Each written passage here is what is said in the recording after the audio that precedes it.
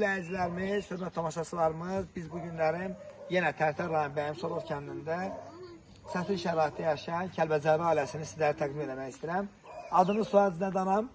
Həsənov Fatma, Allah verin. Hansı kənd sakinisiniz? Həşəqaya, Həsənov Fatma, kim qızı?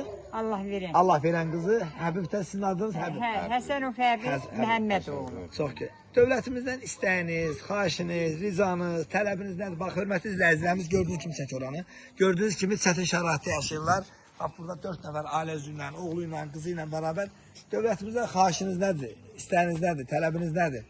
Ev ondan sonra nə bilim. Hansı rayonda, hansı yerdə? Ağdərədə? Vallahi harda uğurlu olsun, nə bilim. İndi hara Kəlbəcər gedir, biz də oraya gedirik. Bax, inşallah dövlətimizdən xahiş edirik, adiyyəti olan orqanlardan xahiş edirik. Cənab Prezidentimiz 44 günün ərzində Qarabağımızı aldı. Bəli, şəhidlərimizin qarşısında biz baş əyirik və Əlbəttə, bu günlərim hə. yenidən bərpa olunmuş evlər var ki, bax, Vəngdi, Çapardı, Həsənrızdı, Heyvaldı, xahiş edirik adiyyəti olan orqanlar.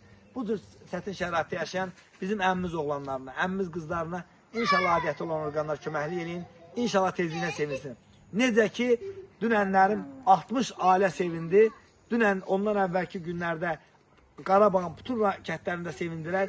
İnşallah o sevinçli günlərdə bizim arzumuz olur. Bizim arzumuz odur ki, bu ailəyə də qismət eləsin inşallah.